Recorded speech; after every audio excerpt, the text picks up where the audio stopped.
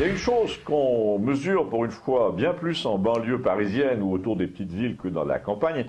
c'est à quel point les nuits de veille, ou plutôt le plus souvent les fins d'après-midi de permanence des gilets jaunes au milieu ou aux abords des ronds-points, leur réchauffent le cœur, à quel point ils sont contents d'être ensemble et de se parler de leurs difficultés, comme dans une pièce de Bertolt Brecht. D'ailleurs, la première chose qui frappe, c'est la correspondance entre ce qu'on voit et ce qu'on entend autour des Braseros, là, sur les ronds-points, sous les toits de tôle,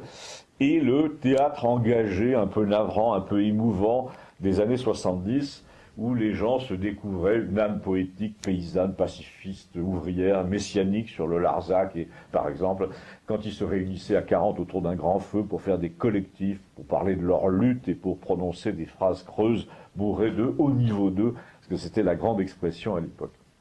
Mais quand les gens sont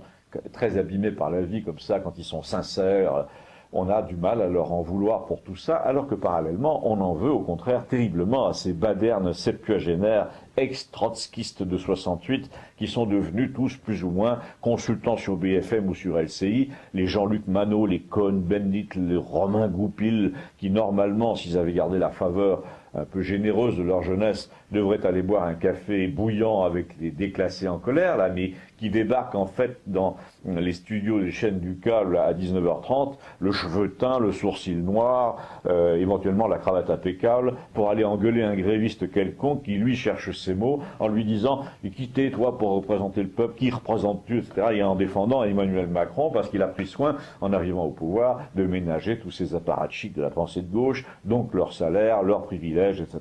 Donc on a ce paradoxe, après 40 ans, des anciens 68ards nantis, ultra nantis même, qui refont surface en ce moment comme experts, même Serge July, l'ancien directeur de l'IB, avec leur salaire énorme ou leur retraite imposante, et qui viennent juger, souvent très durement,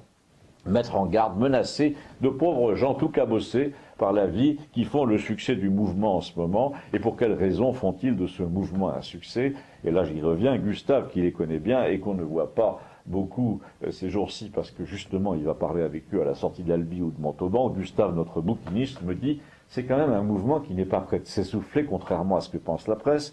repu de subvention, parce que les gens ont retrouvé par hasard une fraternité un peu maladroite, un peu désordonnée, qu'il y avait, par exemple, en Italie, que j'ai bien connu les jours de grève il y a longtemps, il y a 30 ans, ou dans les débuts du mouvement Cinque Stelle et de Beppe Grillo. C'est indéfinissable. En fait, t'as l'impression qu'ils sont contents d'avoir échappé à la solitude, à la télé, à leur sort de divorcer un peu minable pour vivre une aventure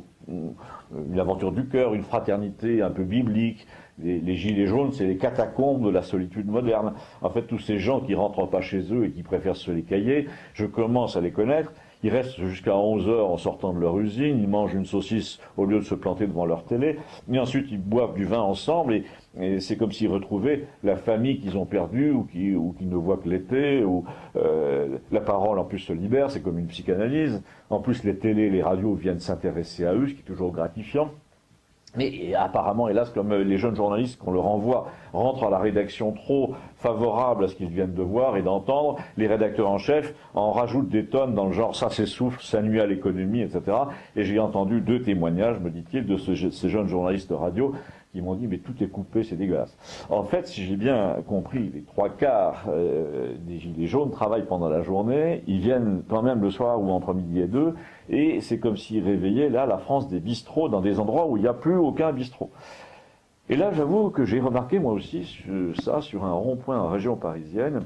dans le sud de Paris, à l'entrée d'un énorme centre commercial, pas très loin de l'endroit où j'habite, un lieu vraiment déshérité où on ne va normalement qu'en voiture, où il n'y a que des magasins d'usines, des entrepôts du bricolage, des boulangers, des darkis, des Fnac. Eh bien, on voit depuis plus d'un mois des gens contents d'être ensemble, au milieu de nulle part, comme ça, qui ont bâti un véritable petit café avec des planches. En somme, une partie des revendications qui s'étoffent en ce moment provient de cette expérience commune, imprévue, imprévisible. Ils commencent à se rendre compte que ce qu'ils ont perdu, en laissant disparaître la France où on n'avait pas besoin de voitures ni d'ordinateurs pour exister et pour se parler.